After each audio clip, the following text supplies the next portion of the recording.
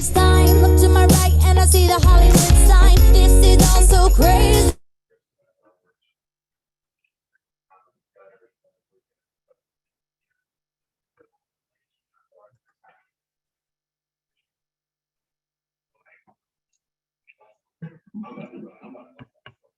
Ready? I think I'm ready. Right Yeah.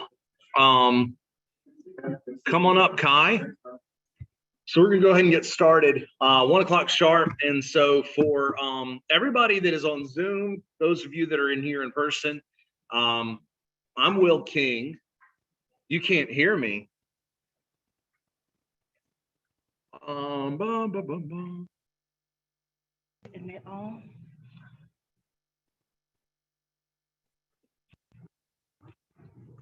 Yeah. No, I mean, I don't think I'm on mute now. Hey, Brittany says she can hear me. Anybody else out there in Zoom land that can hear me? I can hear you. Perfect, Karina. Hi. Hello. That is a snazzy background. Just Alton here, I hear you. All right, good. All right, so for everybody on Zoom and everybody here, I'm Will King. I'm one of the ALC members, and I wanted to bring up Kai Stone with 210 Home Warranty just to tell you a little bit about himself and 210 Home Warranty and what they do, not only for our market center, but for agents. And Kai's a great guy, always available. Well, maybe not in the middle of the night, but he's always available to help with home warranties, any questions you have. I'm a big fan of 210 Home Warranties.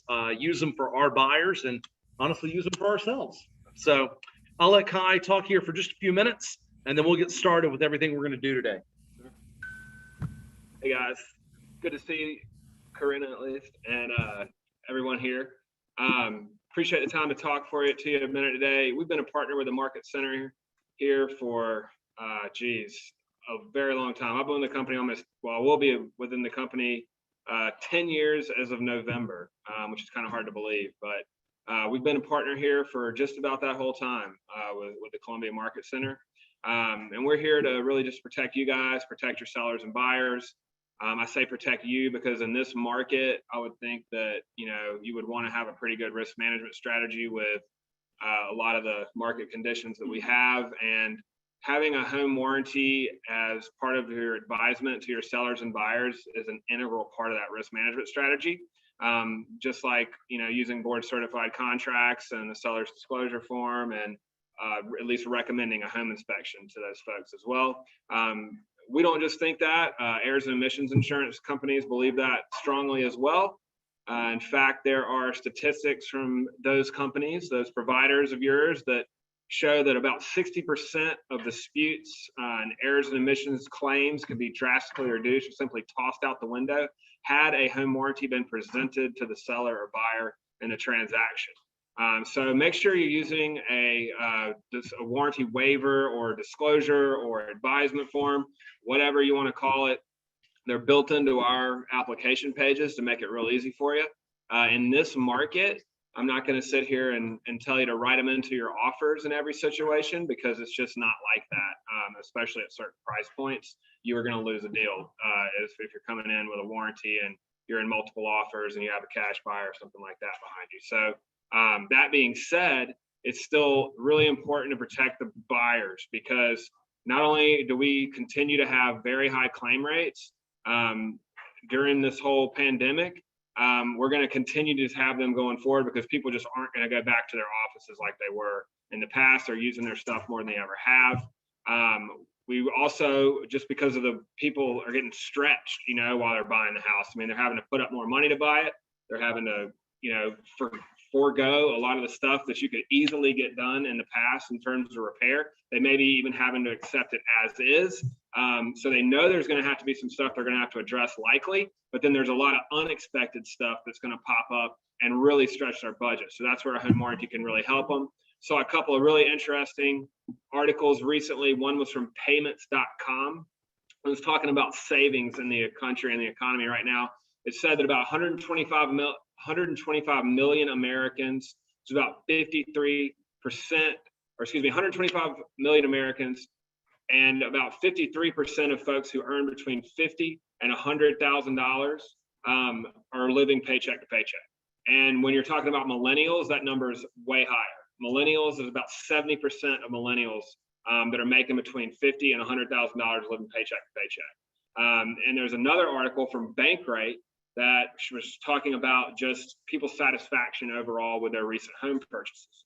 But millennials, and I think this number probably correlates to their savings, 2/3 of millennials said that they regretted their home purchase. And the reason was because of unexpected costs associated with maintaining the house, to repair it, to maintain it. That's where a home warranty can help you out. So millennials are the biggest home buying segment. And we're here to help you guys protect you and your business. So I won't take up any more of your time. Thank you so much. Any questions in Zoom land or otherwise? No? Cool. Have a great week. Thanks so much. Thank you, Kai.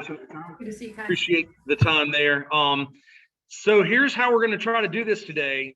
This is going to be, I'm going to try not to hold you for 3 hours, but it's going to be a fast and furious time here. So if you are out in Zoom land, please try to communicate with me through the chat.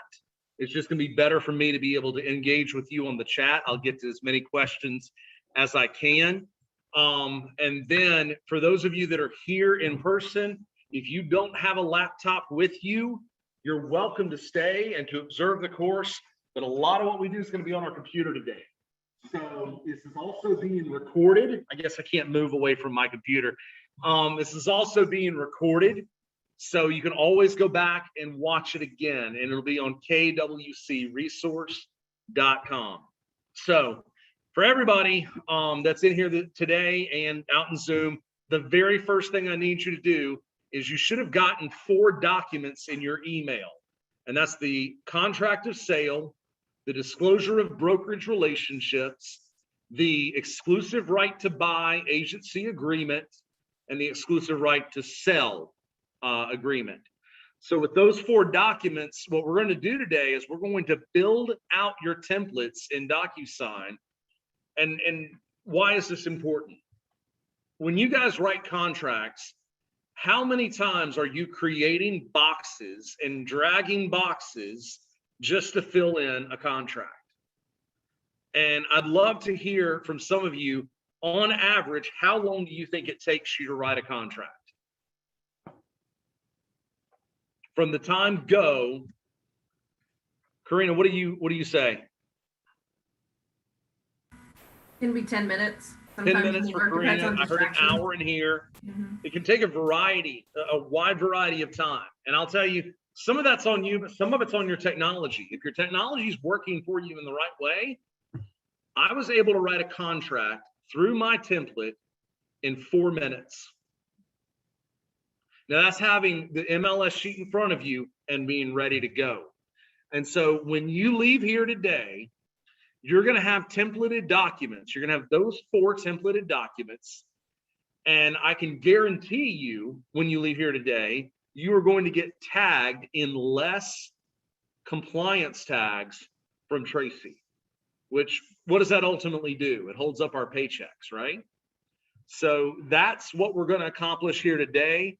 And we're going to go ahead and dive right in. And as we do, I want you all to go ahead and log in to DocuSign. So let's get logged into DocuSign. And then let me make sure that I'm sharing my screen here. Can y'all, let's share this screen. All right, Zoom, give me a thumbs up if you can see my screen. Wonderful. All right, so this is what we're gonna do. When you're in DocuSign, there's 2 different places that you can actually be in DocuSign. You can be in DocuSign Rooms, or you can be in DocuSign e-signature. For our purposes, we need to be in DocuSign e-signature, okay? Go up to the top right, you're gonna have a prettier picture than this guy, and make sure that you're in DocuSign e-signature on the left. If you're not, make sure you click switch to e-signature, okay? Now, here's where we're gonna go next. We're gonna go to templates. Here is where is housed all of my templates that I use on a regular basis. I hope by the end of the day, you're going to go like, wow, that blows my mind, because this is going to make your life tremendously easy. Now, what we're going to do is we're going to start a new template. And what I want you to do is to create a template. You're tempted to upload. Don't upload. Let's create. And in the template name and description, do something that makes sense to you. So what I'm going to tell you we're going to start with is the exclusive buyer agency agreement. So I'm going to write in here, buyer consult documents. You can type whatever you want. I'm going to, just so I know when I did this, I'm going to put today's date in. And what I want you to do next is to upload the documents that we sent you. So you'll see here, I want you to actually upload the disclosure of brokerage relationship and your exclusive right to buy. So let's upload those. You'll see them there. And you're going to see here at the bottom, we're going to set a signing order. And so we're going to set that signing order and enroll in that first thing where it says roll. I want you to write buyer one, the B-U-Y-E-R, and spell out one, O-N-E. And there's nothing else that you need to do in that box. Okay? Now we're going to add a second recipient. And this is where the question is going to come in. So we're going to write buyer two, but Will only have one buyer. It's not two buyers on this. It's fine. Trust me on that one, okay? So you're going to write in buyer two. Now, for those in Zoom and those in class, if I start to get going too fast, let me know. Slow me down. I want to make sure you get it.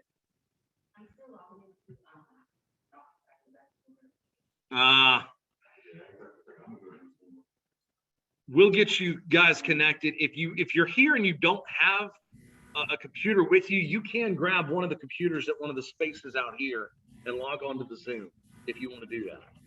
So that's an option as well. And I'll catch you up. So I'm going to keep going for right now, unless my Zoom folks are upset. Okay. And I think my Zoom folks are okay. In the next role, who signs the buyer agency agreement besides the buyers? Tracy, anybody else? Agent. Us. So the agent also signs it. So here I want you to write buyers or buyer agent.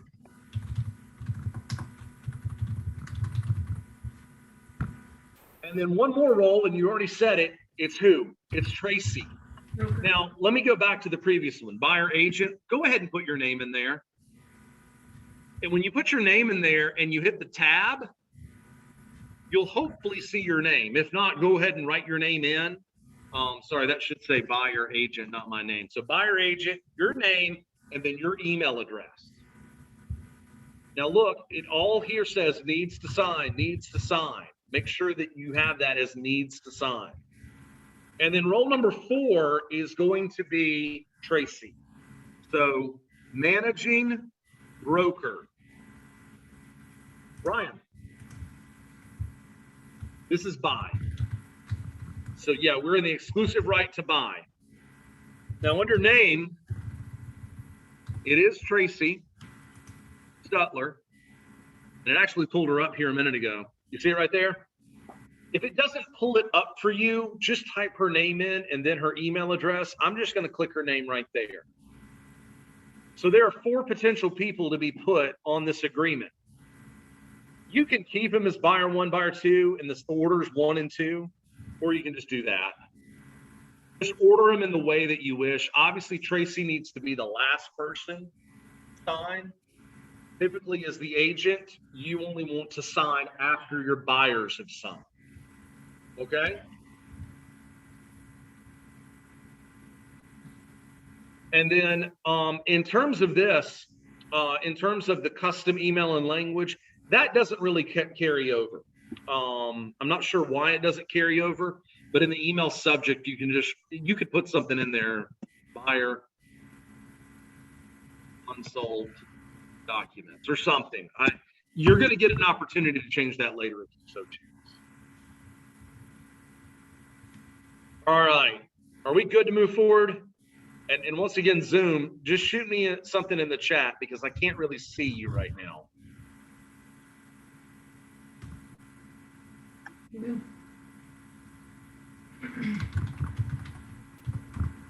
Leave it here.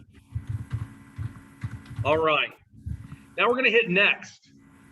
And this is where the magic happens. So when you do a buyer agency agreement, before the buyer agency agreement ever comes up, you have to go over the disclosure of brokerage relationships.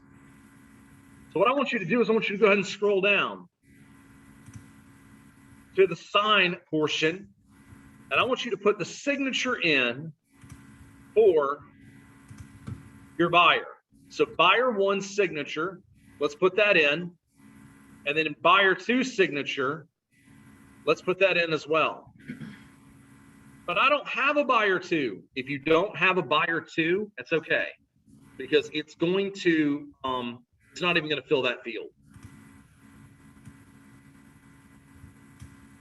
And then you can even change, here how big the date is, how big the signatures are, and you can even align them if you want by these buttons here on the right side.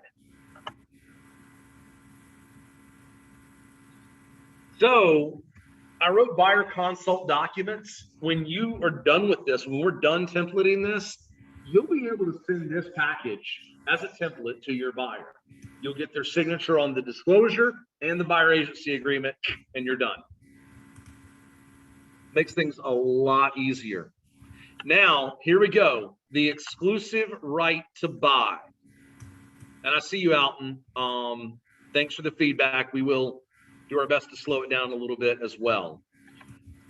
So here we go. The exclusive right to buy buyer agency contract. By this contract, the buyer. So here's a cool thing. Under buyer 1, you see where I am on the left side? Click buyer 1 and click name. And then drop it. And so it's going to fill in that buyer's name as it comes from command into DocuSign. Then take buyer 2, click name, and drop name down. So when it's templated and the buyer receives it, it's going to plug these names in, and so you don't have to type it in. The broker in charge of our company, which is Keller Williams Columbia. You have to go back to buyer 1 because you're always going to have a buyer 1, correct? So anything that needs to stay templated throughout the process needs to be done in buyer 1. So now's where you create that box, that text box, and you type in Keller Williams Columbia. Nothing else. Don't type your name, don't type mom's name, nothing. Keller Williams Columbia. And watch what we do here. Click the button that says read only. Because if buyer 1 gets this and it's not selected as read only, they can go in there and change it. Not that they mean to, but maybe it's an accidental, hit of a shift key and a different letter. So you click read only and the buyer can read it, but they can't make that change. So now in the purpose of, somebody was talking? Leave required field. Yes, it is a required field. Just Okay. leave it as required field. Now, when we get to the next section, the purpose of agency, we all know that the majority of the time we're going to select residential, correct? But there may be some time where you're showing land or something else. Let's click on checkbox and then drop it over residential. Now I'm going to hang here for a moment because this next part's really important. We are going to drop these check boxes in, but we're only going to be able to select one. Okay, Ryan?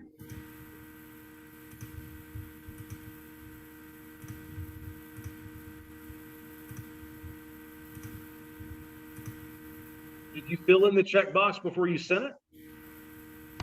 Okay, that's interesting. Well, we do read only for these, and I'll have to look at it. We do read only for these because we don't want the buyer to change it. So go ahead here and hit the plus button, and you drag and you drop those check boxes on the others. Okay?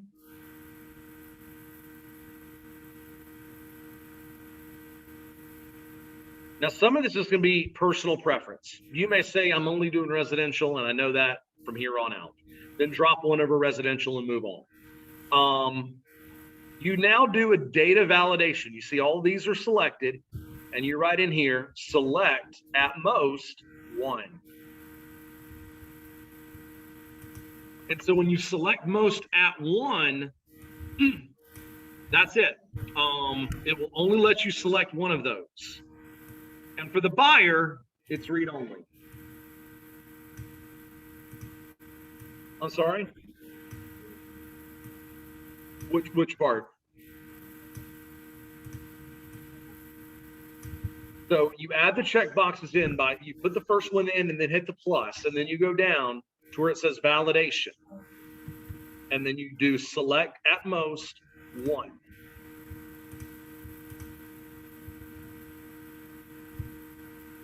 And then go ahead and select read only.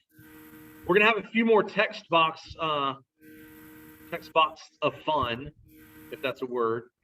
Go ahead and write and put in these text boxes under your general description, price range, and for general location, you all can do what you want. What I was always taught and I've held to is Midlands and surrounding areas, because buyers never change their mind, do they? Buyers always change their mind. I love Irmo, I love Lexington, I love Chapin. I want to be downtown. Midlands and surrounding areas will cover you. And so I would mark that as a read only. As we scroll down, we know that we need to put initial points at the bottom of the page. So let's put buyer 1's initial in. Now let's put buyer 2 initial in. And if you really want to make them lined up, you can make them lined up. You would just group them and then select one of these buttons on the right. And then you could put your initial here under the broker.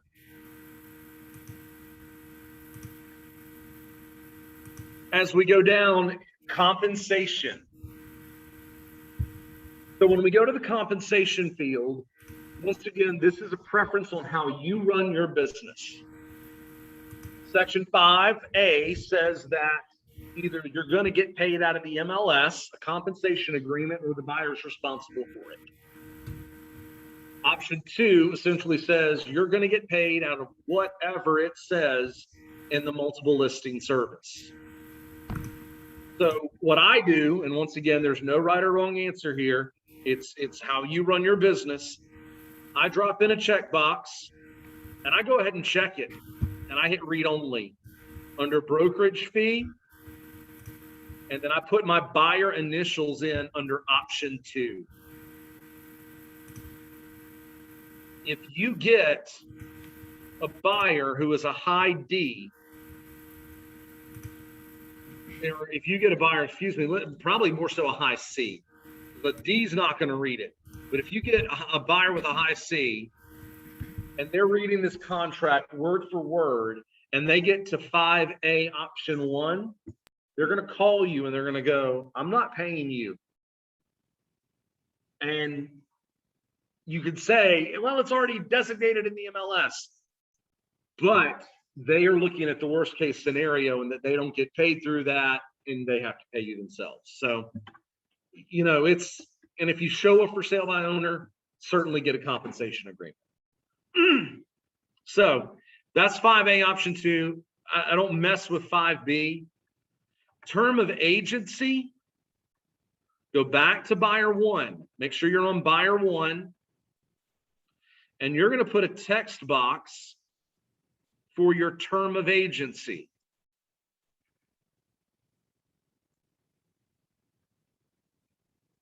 Once again, if it were me, I would do these as read only, so that you can change it, but the buyer can't. Now, how are we doing with our online folks?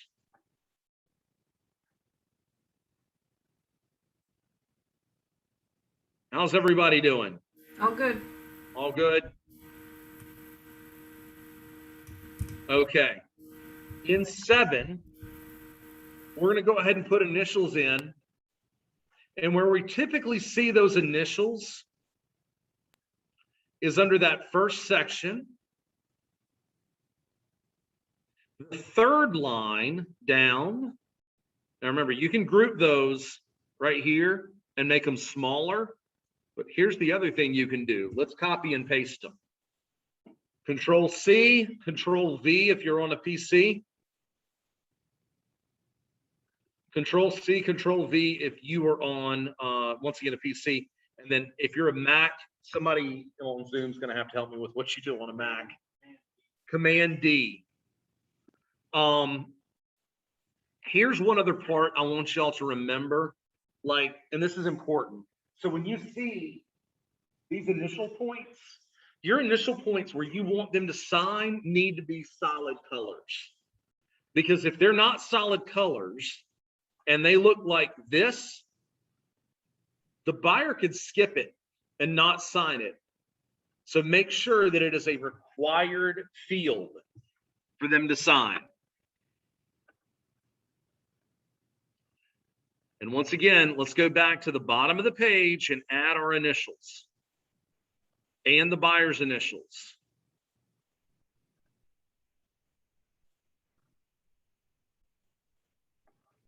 All right. That's the end of page 2. We've got 2 more pages to go. How are we doing so far? We good? Remember, this is recorded, so you can always go back and go over this again. Now, I'm still on my field as we get to page 3. See, these are my fields. Let's go back to buyer 1 and add that checkbox, because we do have permission to identify, to release their identity and confidentiality to people that are involved in the transaction. These are things, and let's mark read only, these are things that are going to be on every one of our buyer agency agreements. So let's make it easy. And let's go ahead and template it now. Fortunately, for page 3, other than the initials at the bottom, that's it. That's it for page 3. So let's add our buyer 1 initials, our buyer 2 initials, and our own initials. All right. 4th and final page of the buyer agency agreement. Let's take buyer 1, make sure you go back to buyer 1 and their fields. You're going to hit name, excuse me, mistake there. Hit signature. And this is where they're going to sign. So drop a signature box in for buyer 1, a date box in for buyer 1. You could even hit email box there for buyer 1. And put in a text box here for their phone number. Guys, if you have their phone number, awesome. That's great. Fill it in, make their life easier. But sometimes we may not have a phone number. If it's a lead we've just gotten and we've been communicating with them over email, we may not have the email, or sorry, the phone. So make sure it's a required field. And then when they get it, they'll have to fill it in. And then here, we're going to add in a signature box for buyer 2. And once again, if you don't have a buyer 2, it's okay. It won't fill it in. Put in email and then add a text box here for their phone number as well. Now, once again, Tracy's requiring us to have another point of contact, which is typically going to be their current address. So let's throw that box in there under address, but I made a mistake here. What color should that be? It should be yellow for buyer 1. So make that a yellow buyer 1 text box. But don't click read only, because if you're not filling it in, your buyer is going to need to do that. Now, the broker buyer's agent company is Keller Williams Columbia.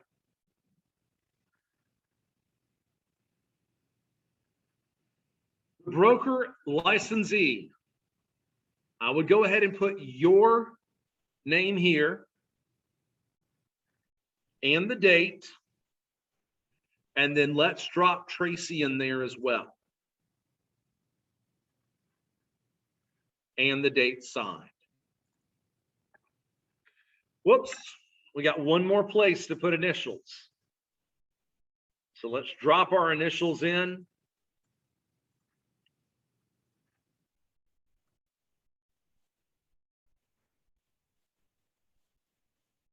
And folks, that's it. That's your buyer consult package. If there's anything else you want to put in there, you can do the same thing and upload another document. But that is your buyer consult package. And let me show you how that works going forward. So you save and close. If you have not already named it, it will ask you to name it. So make sure you do that, but leave it right there. Click over here on the right and click exclude from matching.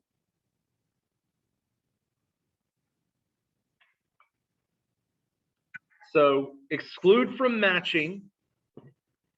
Now I want you guys to jump over to command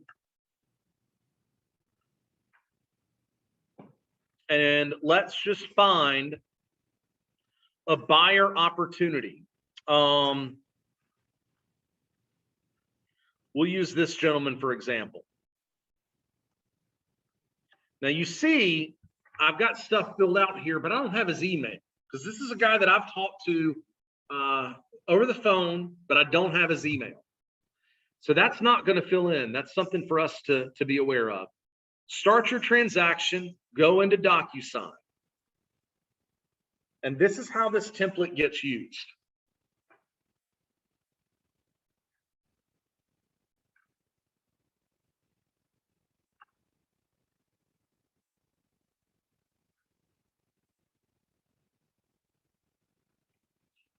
If my stuff will fill in.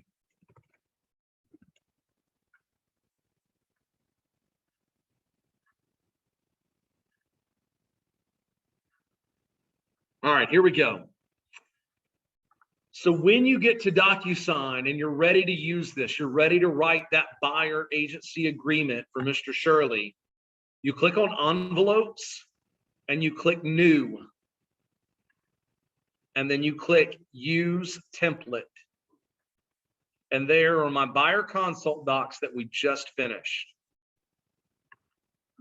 And you add them. And boom, there they are. Now we're going to go ahead, and it's interesting that the signing order didn't carry over, but we're going to hit pre-tag roles. Buyer 1 is going to be Mr. Shirley. Now I don't have his email. I'll put something in there. Obviously he needs an email to sign. Let's just use somebody else. We'll use my admin as the buyer. We'll just say that she's the buyer for our purposes here. And then you'll see that I'm the buyer's agent. Tracy's the managing broker. Let's add those people in. So they populate in. I want my buyer to sign first. I'm going to sign it second, and then it's going to go to Tracy.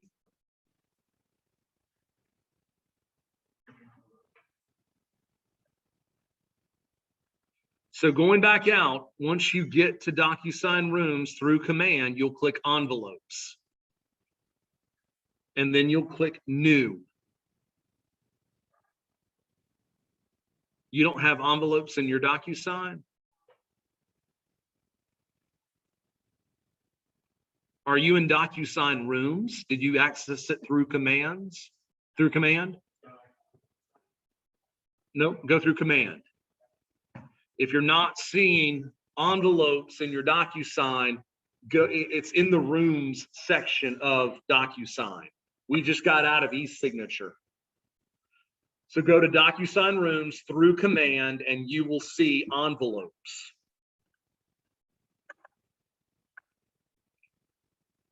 Okay, so you see the signing order. Now we're going to click next. And this stuff's going to be filled in for us for the most part. There are a few bits of information that won't be.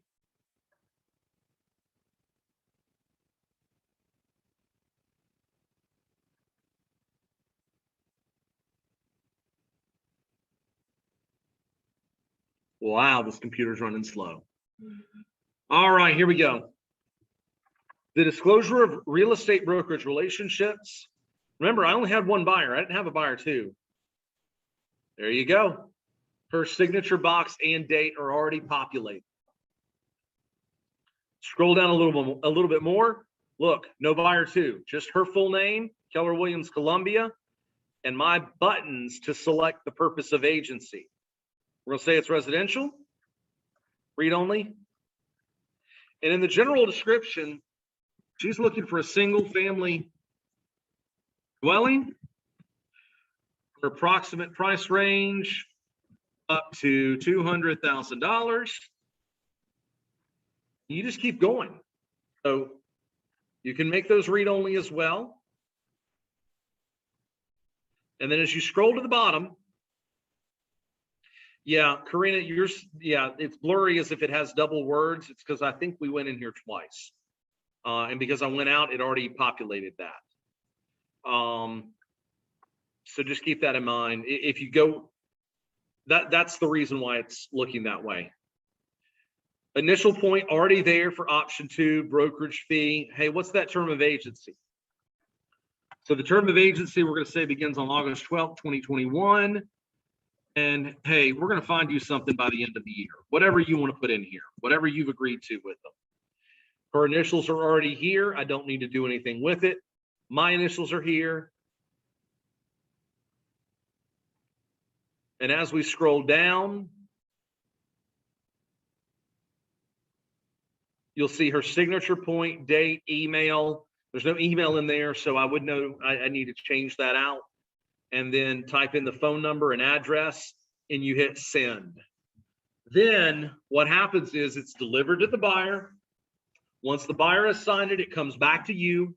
You sign it, and then it goes to Tracy. And because you've got everything in here, you've just got to do it right one time. If you do the template right one time, you're going to eliminate a lot of your tags. And so I've gotten so many tags on missing broker signature. Guess what? I don't get that tag anymore because I get everything signed through that buyer consult envelope. So that's the key. You do these templates right one time and you save yourself a ton of heartache. Any questions as we get ready to shift to the next one? Yeah.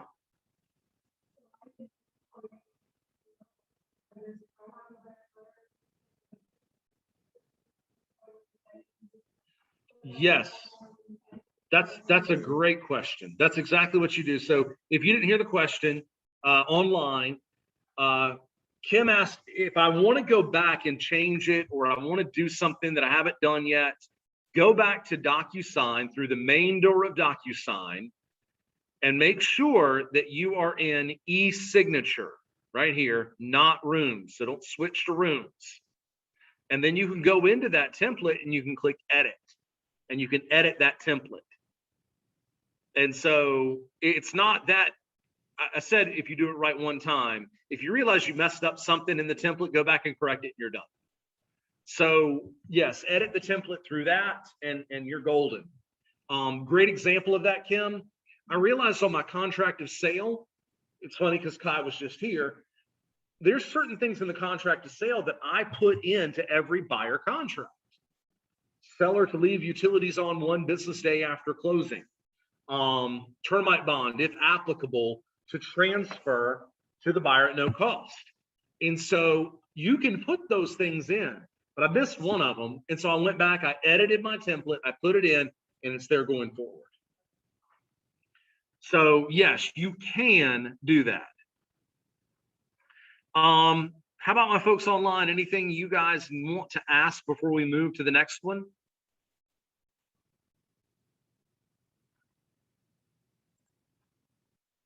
The only face I get to see is Karina. Everybody else has turned their cameras off on me. Must be the only one with my clothes on. Karina says must be the only one with the clothes on.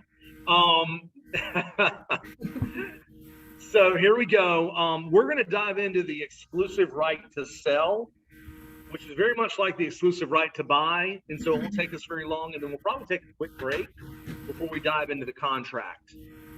So let's just reboot. I'm going to start everybody over because I know that we had a couple of people come back in. We're going to reboot now, and I'm going to go from the very beginning. So log in to DocuSign. And once you're logged into DocuSign, I want you to make sure that you are in e-signature, that you're not in Rooms. So those are the 2 things you'll see. But what if I'm in Rooms? Then click on your pretty picture at the top right and click switch to e-signature. I'm already in e-signature, so I'm not seeing that. If you're in Rooms, you are currently looking at this. Was that what you saw earlier, Ryan? So that's Rooms. You want to click and go to e-signature.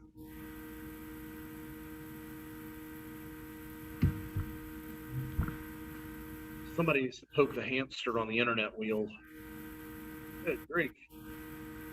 All right. We're going to go back to templates. So click on templates. And as much as you want to click upload a template, we're not uploading a template. So go to new on the left side and click create template.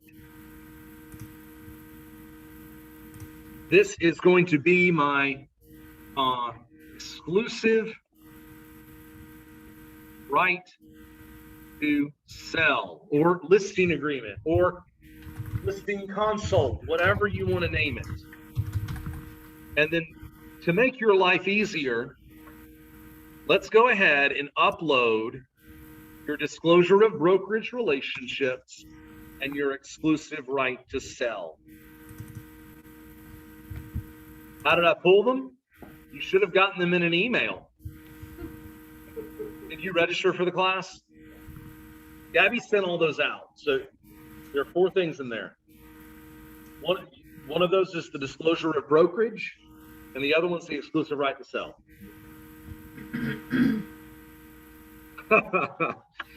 All right. Let's go ahead and set our roles. We do need to set our roles. Buyer, wow, I'm reverting. Thank you, Kim. I'm losing my mind here. Seller 1. Seller 2. Listing agent.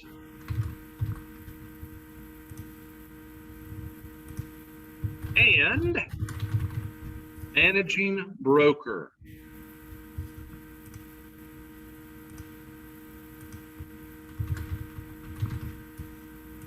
Go ahead and fill in the names that you can.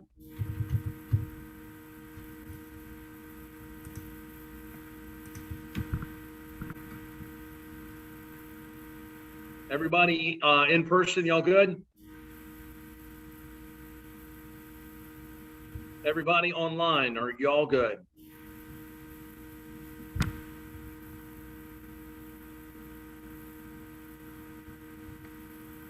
And remember, while we're here on this page, you can upload other documents that you may use in a buyer or seller consult. So if you wanted to template, let me give you an example. The input sheet's already templated for a listing. But if you wanted to template, we've started using with our buyers a representation commitment. And so with that representation commitment, this is what we expect from you. This is what you can expect from us. We templated that, and we put that in there as well. I have like 5 documents in our buyer console, including the inspection disclaimer. That's another great one to put in the buyer consult documents. But for the seller, let's go with these 2 for right now. And I'm not hearing anything online, so I'm assuming, guys, that we're okay to go. Let's hit next.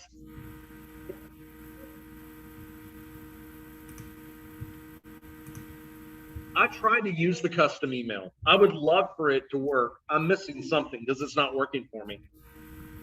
But once again, if I can ever figure out how to get that to transfer over when we template it, or when we send out an email, then I can go back in and hit edit, and then I can write that in. But for some reason, it's not saving and pulling over when I work with them.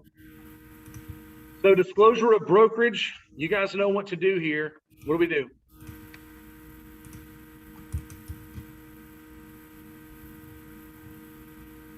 Yeah, so let's go back, because mine didn't come up right either. Seller 1, Seller 2, Managing Broker. Just go ahead and set the signing order.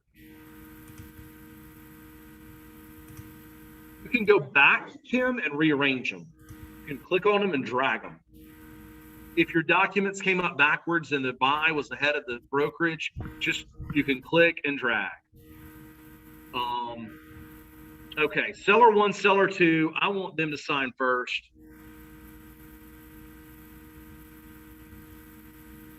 I really messed this up.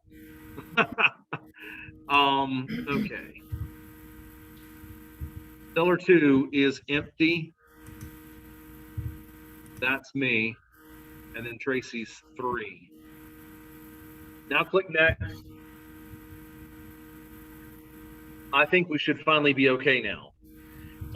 Let's go ahead and drop their signatures in on the disclosure of brokerage. And guys, I don't recommend that you just send this out and not talk to them about it. Still talk to them about it. Tell them, hey, I'm sending you some documents I'd like for you to review. When's a good time for us to talk?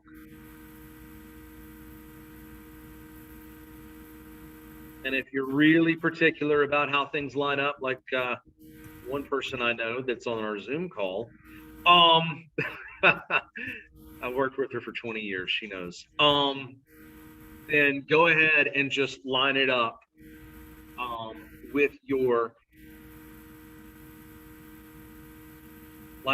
tabs right here. I'll see those. All right, so in the exclusive right to sell, there are so many text boxes. But once again, let's do it one time now and not have to drop text boxes again as long as we both shall live. Seller 1. In the consideration of the covenants herein contained, the owner. So let's drop their name. Seller 1, name. Seller 2, name. And let's go ahead and throw these dates in here. Beginning on.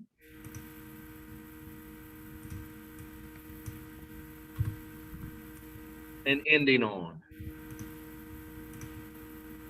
Let's throw in a text box for property address. Throw in a text box for legal description, tax map number, and county.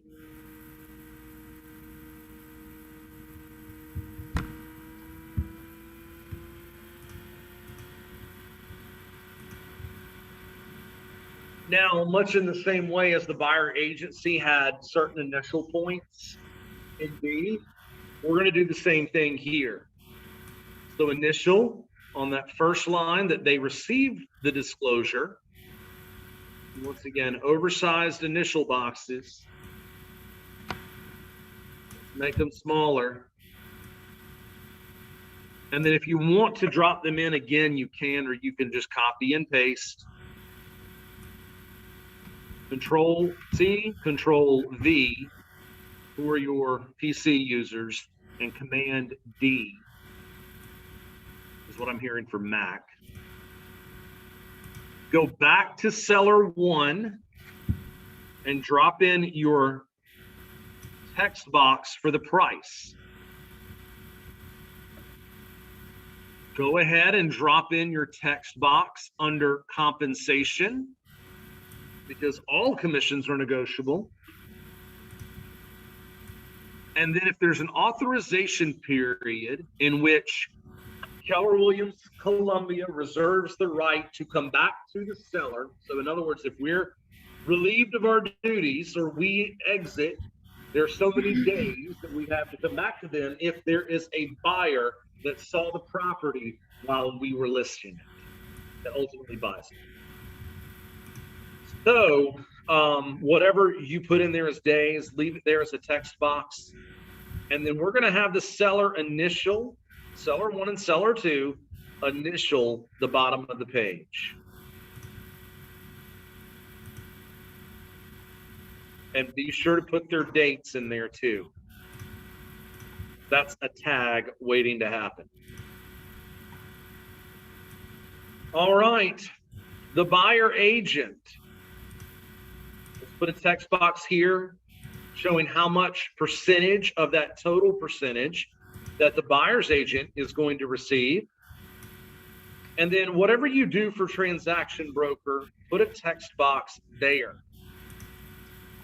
Now, I get ahead of myself and I miss something. I've missed 2 initial points. So let's put those initial points in for Seller 1 and Seller 2. Once again, if you do not have 2 sellers and you only have 1, it won't pull them over. So don't be concerned about that.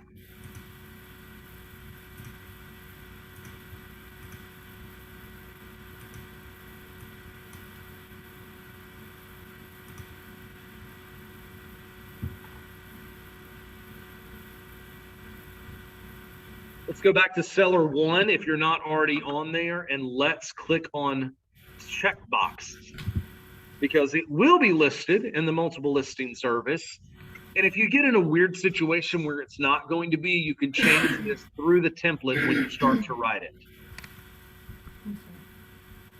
And then on the checkbox, owner does agree to a CMLS lockbox. If they're not going to let you put a CMLS lockbox on it, I would really think about whether or not you want to list it. Because if they don't, then you're going to be the one opening the door every single time somebody wants to see it. I had a seller one time. The house was in Southeast Columbia, near Eastover, Hopkins area, and I live in Irmo. And she's like, I don't want a lockbox. And she expected me to go over there and open it every time. And I was like, man, we're not going to be a good fit together. Marketing the property. These are initial boxes as well. So let's put the initials in here and let's go ahead and resize them. Owner consents. I'm going to go ahead and just copy those initials down there to the yes.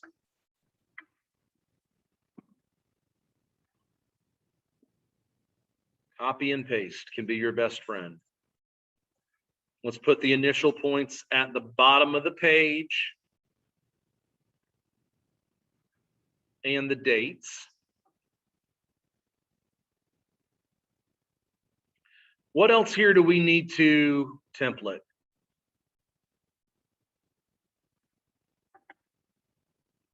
Go back to Seller 1. Let's put a checkbox here next to errors and emissions insurance. Now it's weird, the exclusive right to sell doesn't require the printed name, except at the top. Here it does, so let's put name in under owner. Let's put their signature in. Let's put the date in. Same thing for Seller 2. Signature. Should have been name signature, date.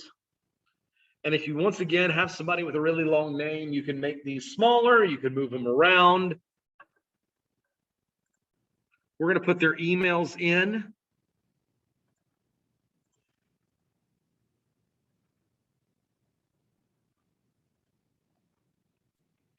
We're going to put a text box in here for the address.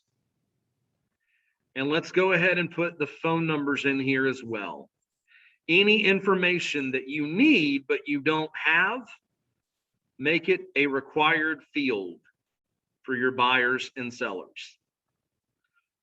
Then we can go ahead and put Tracy's signature panel in and the date. Now, the rest of this is going to be stuff that honestly is going to pretty much just need to be in everything. And that's going to be Keller, Williams, Columbia under brokerage. And you can make that a read-only field because that's not going to change. Office ID. Y'all know what the office ID is?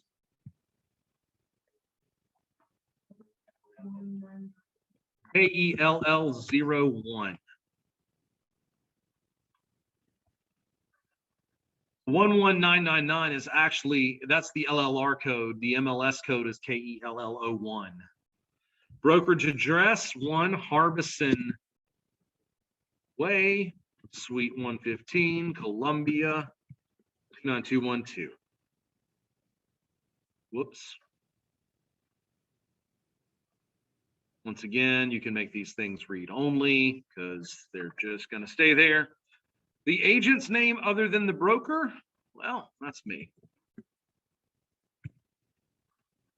The agent's email. And yes, by the way, you can go over here and just pop it in from here if you wanted to. And then the agent's phone. And then finally, signatures. I'm notorious for forgetting signatures on the last page. I'm like, ah, we're done. Not quite.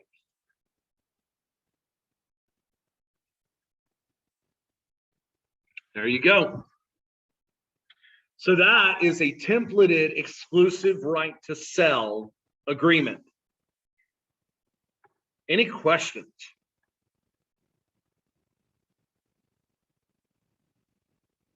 We'll go slow here through here so you can see where these boxes are.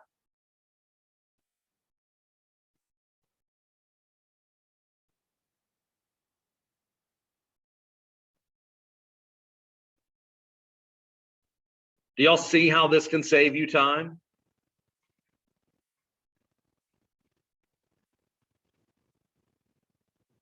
All right, let's click save and close. Now we have our exclusive right to sell. So go back into Command, leave DocuSign. And let's go over to create an opportunity. The owner's William King, the client. I'm just gonna make this my sister.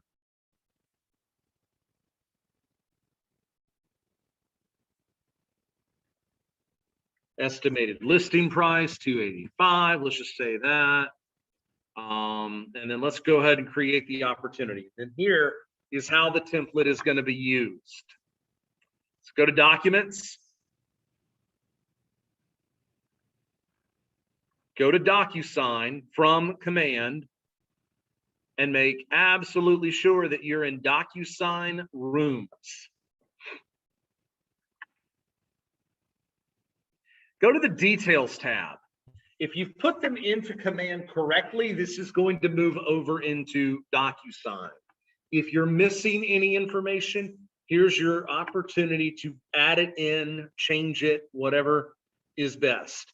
The main thing you need to be concerned about when you're adding details in DocuSign is the right-hand side, because those are the parties involved in the transaction.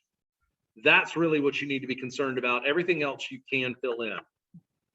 Now, once we go to envelopes, click New. Title the envelope, whatever you want to title it. Add your email subject and email message if you so choose. But here's an important step. You need to add the template, and this goes for the buyer agency agreement too.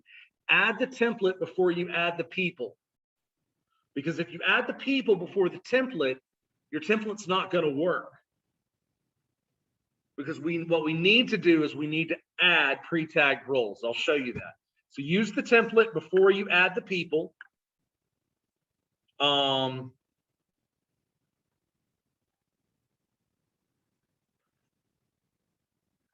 Give me a second, guys. Go back when you can and exclude this from matching. Why am I not seeing my template? There it is. It was right in front of me. Exclusive right to sell. And then add those templates. Now is when you add the people. Because if you add the people before the templates, you can't do this part, pre-tagged roles. So there's no purpose in having the template if you can't add them. That's our seller. Select your listing agent, select your broker, and add the selected people. Now you set your signing order. I'll go next. Tracy will always sign last. If you put Tracy in any other position than signing last, she's going to send it back to you and say, well, you haven't signed this yet, or the buyer hasn't signed it yet, or the seller hasn't signed it yet. Put Tracy last. And then when you hit next, you're going to see your template.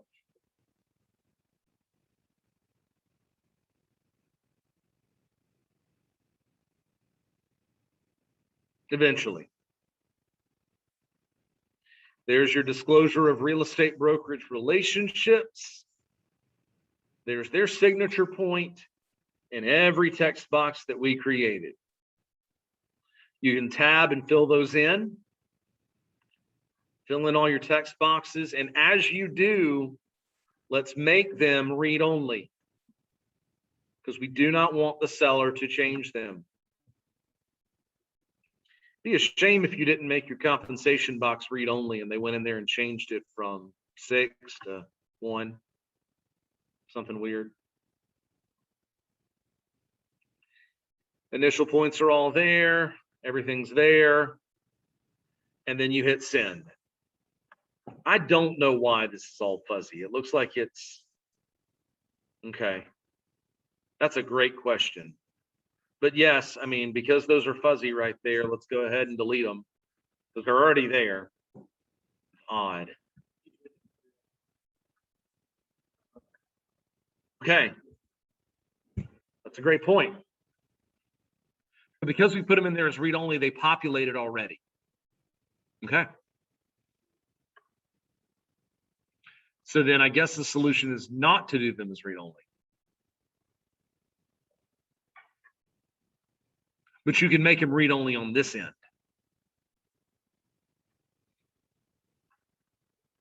So don't put them as read only until you get into the actual agreement. So that's the deal. See, I learned something today too. So don't put these as read only until you get into the agreement. Then mark them as read only, the stuff that you do not want them to change. And so that, my friends, is your exclusive right to sell or listing agreement. Any questions?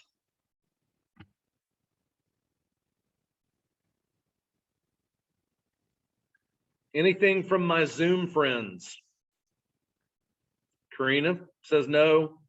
Everybody else is in the dark. All right, we're going to take a quick break here, y'all. Let's meet back here at 2:10. So in about 6 minutes, 5-6 minutes.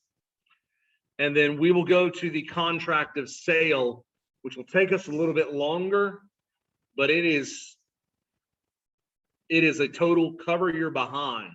It's a great thing to have templated. All right, I'll see y'all back here in about 5 minutes.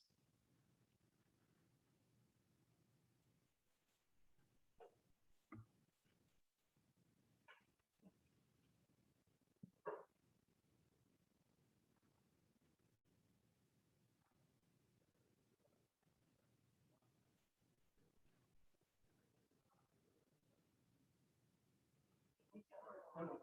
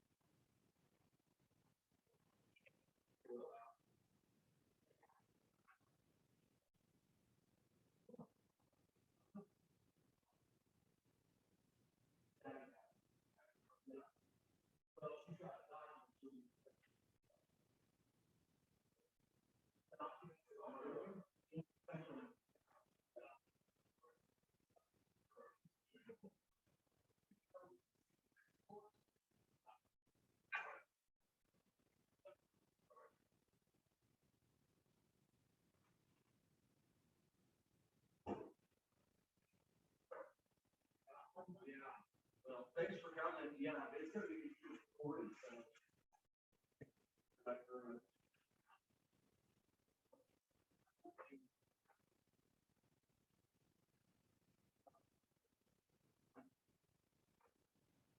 Um.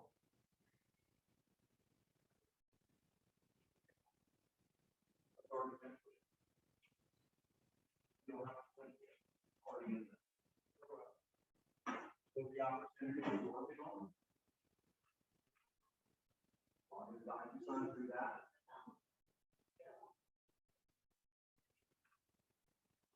Go back. Go into whatever document.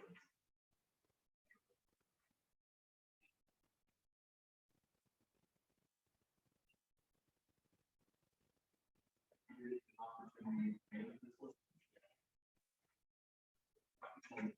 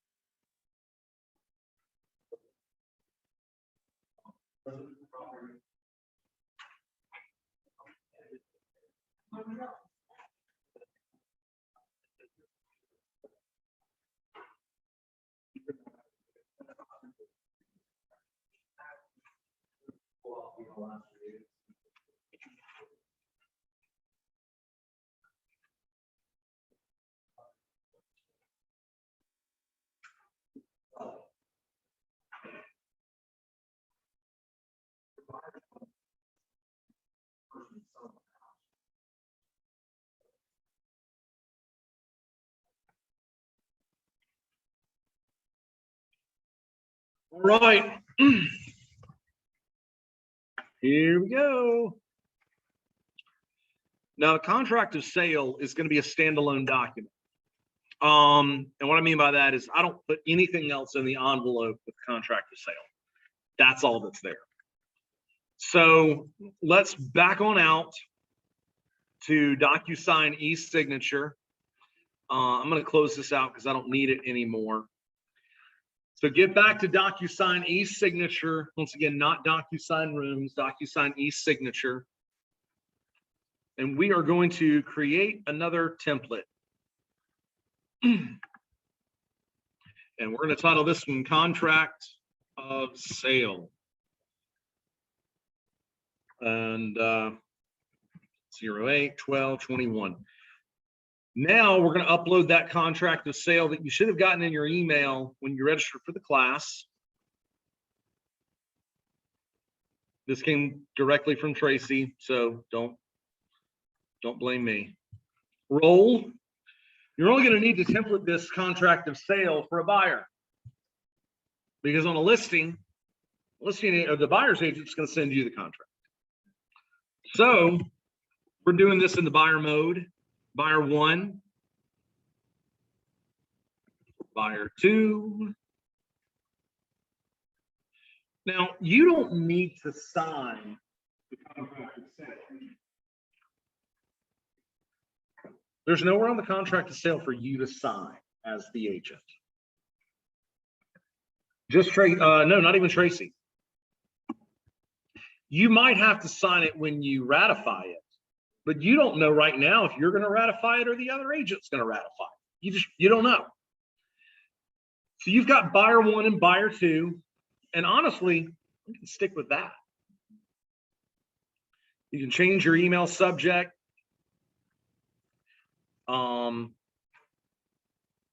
I missed a chat. I'm sorry. What happens when owner 1 receives the documents with read only? Aren't they supposed to be able to? Are they only supposed to be able to fill out their parts and then send it back to the agent? Yeah, and Brittany's right. Yeah. Once again, when you mark a document, when you mark a field as read only, do it inside the document when you're making your adjustments before you send it to your buyer or seller. All right. We've got buyer 1, buyer 2 in there. Let's go ahead and click next.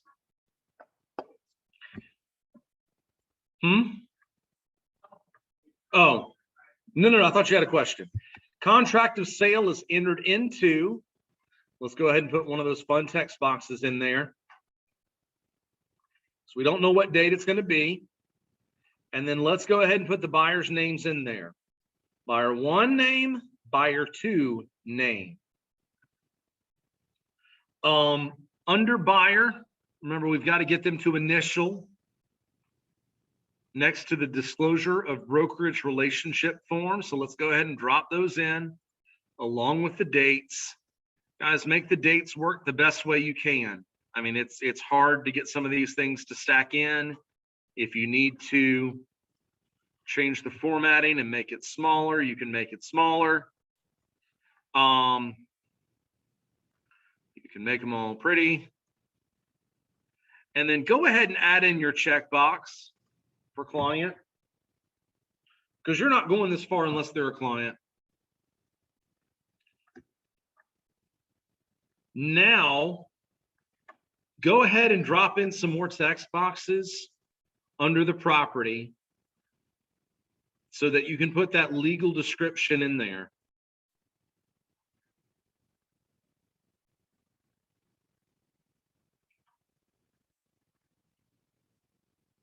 City, state, zip, tax map number. Guys, you may not need all these. If you don't, just delete them. And purchase price. Now, we're going to put the earnest money text box in. And then this is a great one to template right here. In your other terms, I have on mine to be delivered within 48 hours of ratification.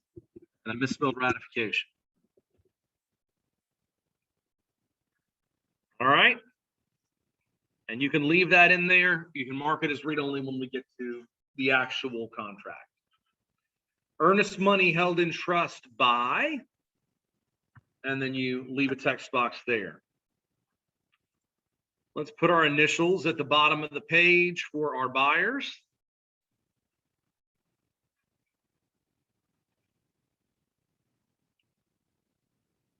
Now we're getting into a section that can change.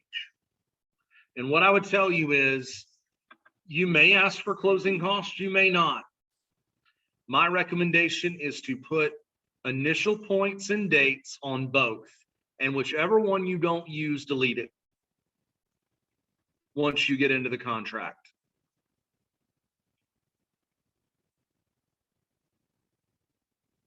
And I would leave a text box there for closing costs. Just delete it if you don't need it.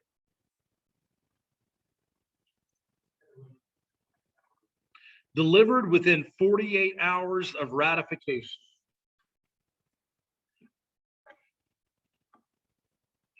All right, we're going to go back now to data validation. Let's put our checkbox in, and when you're going to group check boxes, click the plus button, drag it over.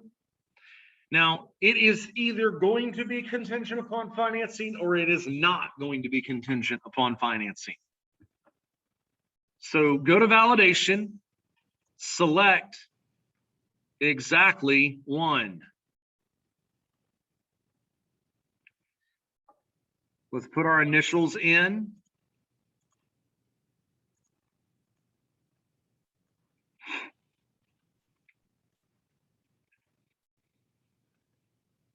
All right, here's another checkbox. We're going to put a bunch of check boxes in. Make sure you're on buyer one. And let's add the check boxes to every form of financing that could take place here. Your other option, if you just want to do it differently, and that's fine, is just to put one checkbox in and move it around when you get to the contract.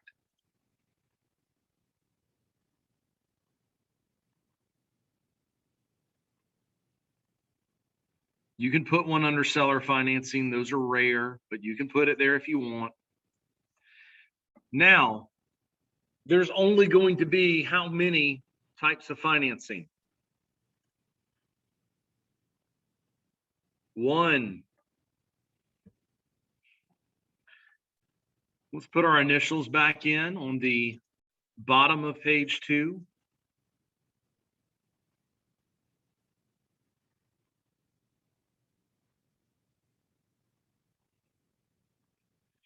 Now we're to the appraisal contingency. Just like financing, it is either going to be or not going to be a contingent upon appraisal. So I'm going to go ahead and put 2 check boxes in there, but I'm going to select exactly one. No need for you to fill out F. We're the buyer's agents. We're not worried about the seller's mortgage payoff and if they have one. All right, conveyance, date of closing, and possession. Let's put in here name of buyer 1 and buyer 2. And then go back to buyer 1 and put in a text box for your date of closing. Now, once again, more initial points. Some of this is just really redundant, but obviously we need it.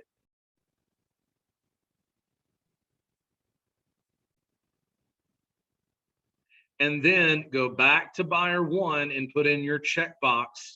And you guys can do different things here. You could do a data validation, but I'm only going to do it closing because I've had conversations with my buyers and saying, this is the only time we're going to do this.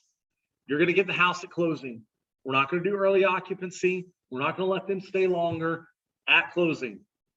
So I don't even want to mess with options on that one.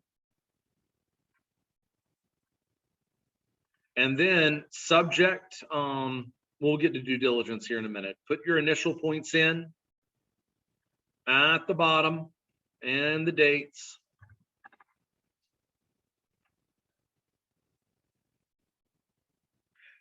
Not a whole lot on this next page because how many of you are doing as-is deals? I mean, it's more prevalent now than it has been. But even so, it's as is with due diligence. I don't want to get into that.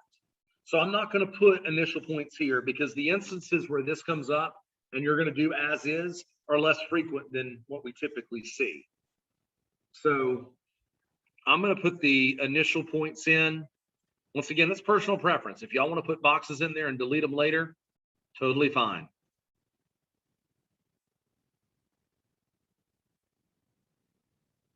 And then we get to page 5, property condition disclosure statement. Personal preference. The majority of the time, I'm getting a property condition disclosure statement. So I'm going to put the fields there. If it's new construction, or if it's an investment property, you know, obviously they don't have to supply one, but you can just move those fields down. Home warranty coverage. I go ahead and put this in here because yes, right now we probably see less home warranties. I know we do. Kai told me earlier today. We see less home warranties than we've ever seen. Just with the way the market is, but the market will shift. And then go ahead and put your text boxes in. And if you have a preferred home warranty company, go ahead and write their name in. Put in the premium of whatever warranty you typically request. And then whoever's going to write it, that policy.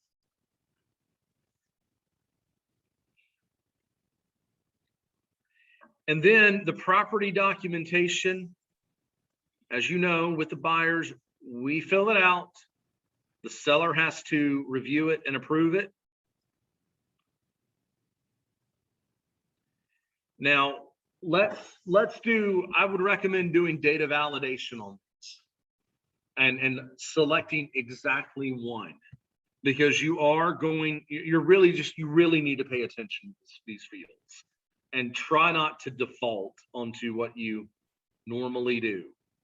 We like to all think it's public sewer and water. It's not always going to be public sewer and water. And then you may have a let system. So do data validation. I just realized I need to go back and actually validate these fields.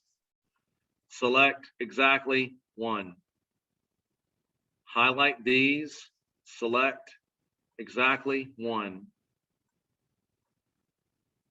Select exactly one. HOAs, you're either in an HOA or you're not.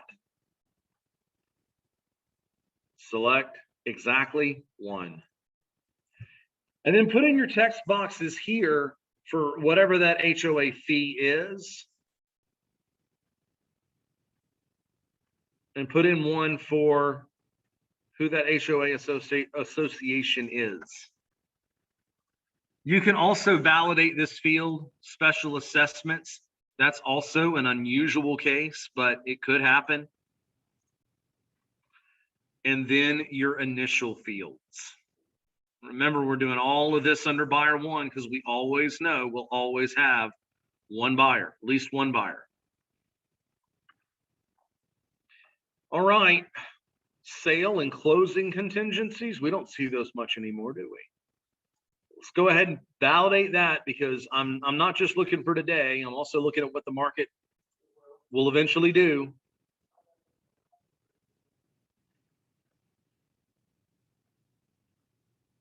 Plugging your fields in here at the bottom. We're just going to stay here for a second.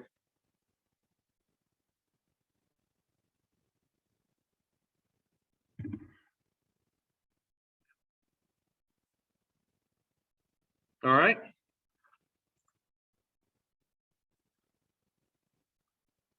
And then another data validation here under closing. And unless you have another contingency, don't put anything there under C. I'm not going to put anything there. Now, this next part, I'm just telling you what I do. You don't have to do this. But in other terms, I write in termite bond to convey to buyer at no additional cost. I do that honestly because I want to sleep at night. There are companies that will charge you 4 figures to transfer the name on a termite bond. One in particular. I had a young couple just moved into their new house. Wife was pregnant, and that particular termite company wanted $1,200 from them for transferring a termite bond. I never made that mistake again. And we got it taken care of. But the other thing, we all love the water department.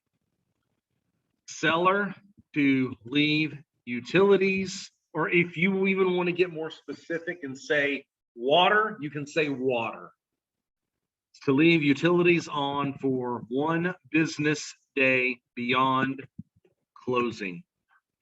Because you will close at 4 o'clock in the afternoon in downtown Columbia, and the seller has turned off the water, and you can't get anybody on the phone at the water department. And even if you did, they're going to tell you, well, everybody's gone for the day. See us on Monday. And you've got a buyer who just walked into their new house and has no water. Those are 2 that I put in on every single contract. Every single one. Sometimes I'll get a listing agent, sends it back and goes, we don't have a termite bond. Strike through it. That's fine. Strike through it. It says if applicable. And then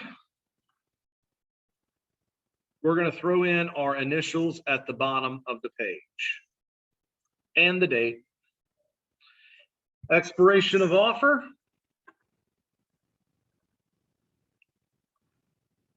Throw in text boxes here and here.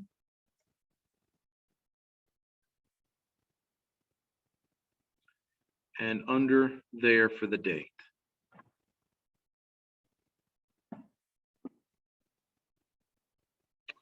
Outside of that, that's pretty much it.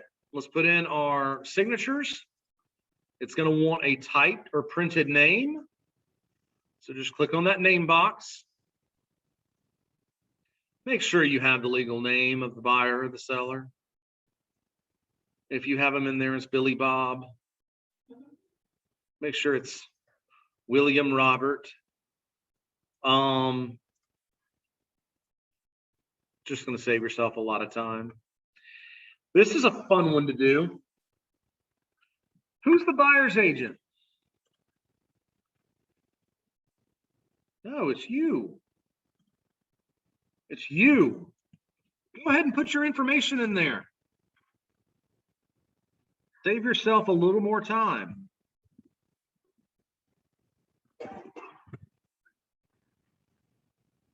Why not?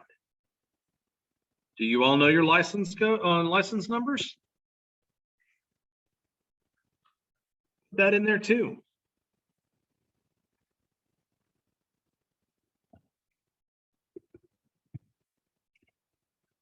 I love an agent will send me an offer on one of my listings and will go ahead and fill out these details for me. What do I mean by that? Right here. Now that's my information. Just go in there and clear this out. That's a copy and paste. But if you can, go ahead and fill out the listing agent's info. Just a nice thing. Just a nice little thing to do. I don't know where to find their license number. It's on the MLS sheet. Well, I don't know where to find their brokerage number. If you want to take that step, The ESC Real Estate Commission.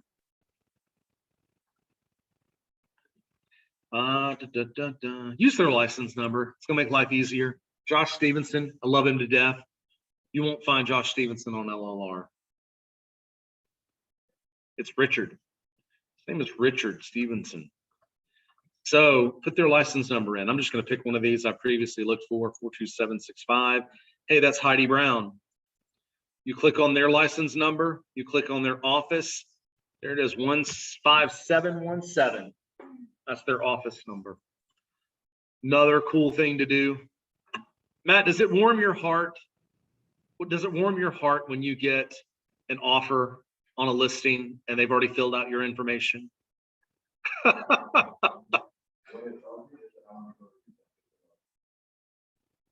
So yeah, for those of you on Zoom, Matt just said it does warm his heart, and it means that he wants to recruit them because he knows they're a good agent. It's just a little extra step. It's one less thing the seller has to do in order to, or the buyer or seller's agent has to do in order to accept your offer on the behalf of the seller. You want them to just be able to accept your offer, they have to be able to not make any changes to your offer. Yes.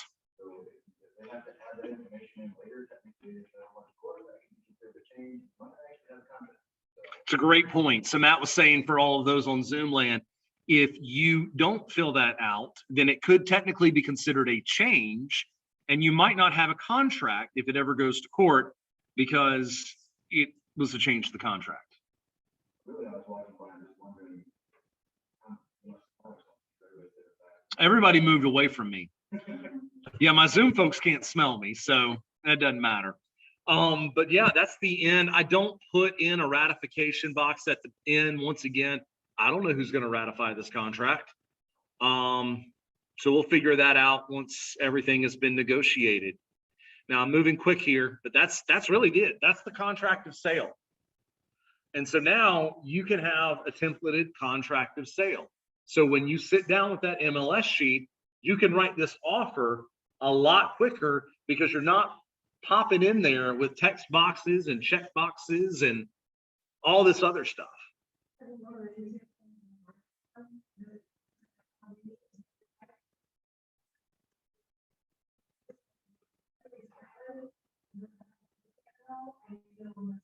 Yeah, if everything's highlighted, you're not, that's a great point made by Kim. If everything's highlighted and you're writing this contract, you know you haven't skipped anything. And so at that point, once again, I keep going back to tags because they irritate me to no end. I want to be in compliance, but hey, you missed the buyer's initials on the property condition disclosure statement. No, I didn't. It's right here. So I know that if I do it right once, then I'm good to go. And so what that looks like, let's jump over here. What that looks like in real time. This is a listing, but I'm just going to go ahead into DocuSign as if this were a buyer. Actually, no. Let's go to a buyer because it's going to pull it as a buyer. I made a buyer here a minute ago. All right, here we go. So when you go into DocuSign through command, it will always place you in rooms. And that's where you're going to find these things. And you're going to go to envelopes. You're going to create a new envelope. You're going to use a template. And then you're going to select your contract of sale. There's your template. You're going to add your recipients, your pre-tagged roles. We've only got one buyer here. And you're going to click next.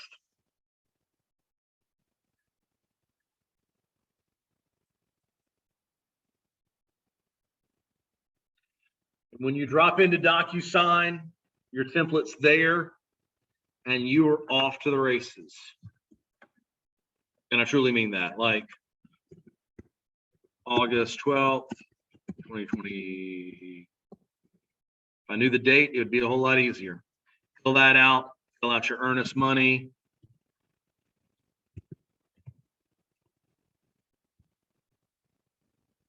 I didn't add my check boxes. Y'all see that? Check, cash, other. I need to go back in and edit my template and do that. Signature points there. Hey, we're going to pay our own closing. Done. It is contingent. It is conventional loan. It is contingent upon appraisal. We're going to close this thing on September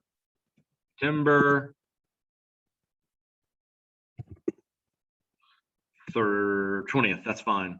2021. And I'm just showing you this is how quick it can go. I like Kai. I use them. I want a warranty in the amount of $645 to 210 home warranty.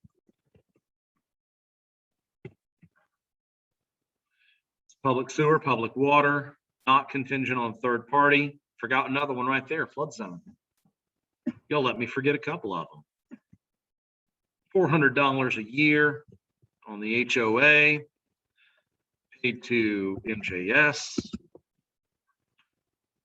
Not a special assessment. Nope, no contingencies. It's odd, it still did it there, Ryan. Not sure why. Withdrawn at 5 p.m. and whatever day. August 19th, 2021. Man, I butchered this one. Buyer initials. And there we go. And you've essentially wrote your contract. Add in your pre-qual letter, pre-approval letter. You're golden. Any questions on those?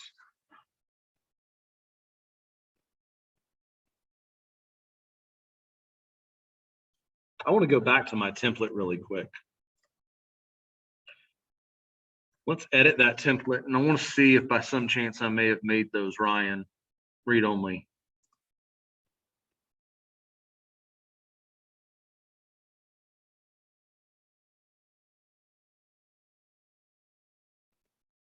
I didn't.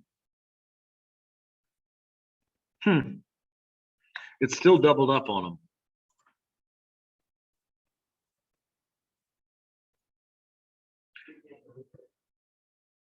Delete what? I can delete the boxes, but I've already filled them in.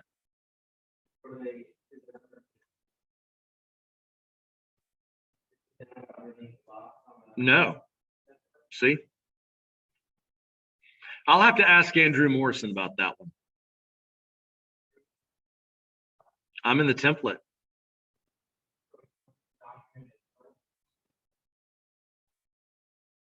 And that may just be a bug today with DocuSign, like today, and be resolved by tomorrow. Because it didn't do this when we did the last class.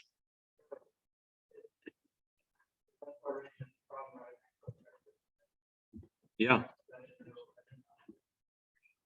Any questions? I do see one in the chat. Let me grab that one. Thanks, Elton. Elton, had a great time. And I got you guys out of here pretty quickly, too. I always block more time. The last time I taught this, it took a lot longer. Anything else before we go? Where can we rewatch? Great question. kwcresource.com. So that's where all of our videos are housed. If you have anything that you want to see that has been taught recently and you didn't get to it, kwcresource.com has those videos. This one has been recorded. So yeah, there we go. Thank y'all for coming. Appreciate your time. If you have any questions, I'm happy to help. So other than that, y'all free to go.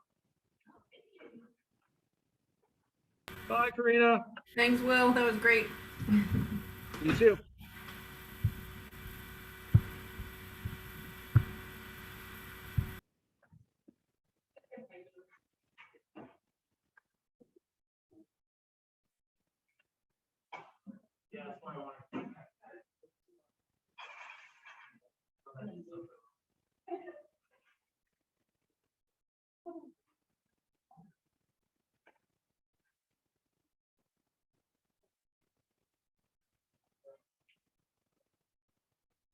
Yeah, I don't know what's going on with that.